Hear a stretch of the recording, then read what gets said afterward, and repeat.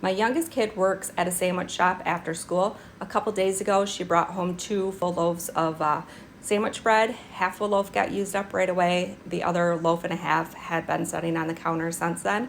I seen those loaves of bread sitting on the counter today, and I thought, you know what, I probably should do something with those loaves of bread before they go bad. What better way to use up 2-day-old sandwich bread than to make some croutons? So what I have going on right now is my half a loaf I've already cubed up and is in my bowl. I still have the full loaf to go and a little bit more of the half loaf, I guess.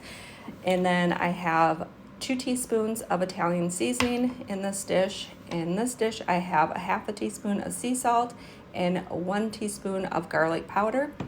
In my measuring cup, I have that garlic infused olive oil that I had left over from my garlic confit.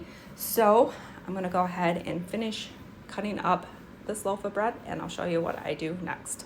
In my bowl, I have my cubed up sandwich bread, and now I'm gonna add my 1/3 cup of garlic infused olive oil.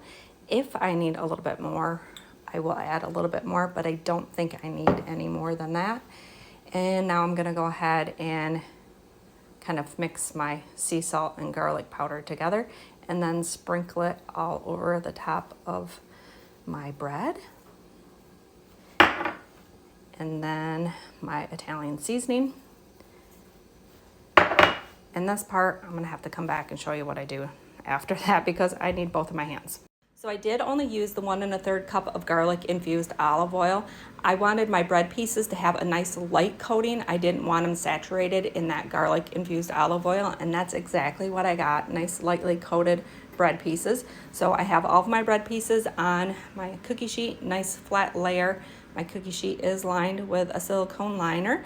I have my oven preheated to 375 degrees, and I'm gonna go ahead and put those in.